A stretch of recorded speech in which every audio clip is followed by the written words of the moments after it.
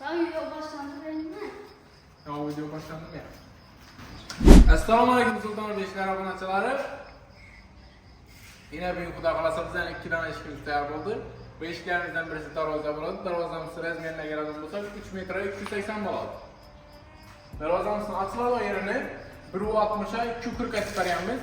Görüşeniz mümkün. İç anam, dış anam 1 kilo tuttu. İyi ellerinden görüşeniz mümkün. Как zavod işlep veriyamız. Zamoklarımıza gelen olursak Frida orijinal 5 zamok oladı. İyi kaşarımız ne yapmıştı istilde çok çatıp kılıp veriyamız. Kasıp yaşanışlarını görüşeniz mümkün. Evet. Kullaplarımıza gelen olursak kullaplarımız 500 gramlık orijinal kullaplardan buladı. İlk stiklerini görüşeniz mümkün. Çisti zavod. Bilesler bu bize çok çatıp işimiz kula kalırsa. Bandrafta yak keşkimiz rezmenine gelen olursak 90'a 210 boladı. Buna aspektleşlerini görüşeniz mümkün yine. Bunlar artık süpet bomeli ki benimce. Buna mevzilerini görüşeniz mümkün. Çisti zavod olup çıkan.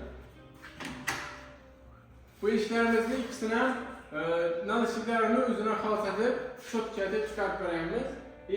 Korupkelerini görüşeniz mümkün. Esaslısı yine korupke. Kralonlarsa korupke. Yine korupkeyi görüşeniz mümkün. 15'e 6 bol bir işten yok hürmetli abonasılar. 15'e 6. Adaşmanlar 8'e 4'lük yemez. 15'e 6. Yine. Üzerimizde Kuyvatına Küçük Taban Mahallesi Saxavat 57-ci üy oladı. Bere şimdi şorumat kurumuz gelip işlerimizni görüp keyin zakaz verəcənizlərin bol aradı. Bizden telefon numarlarımız 77 030 92 82 oladı. Aman bolun.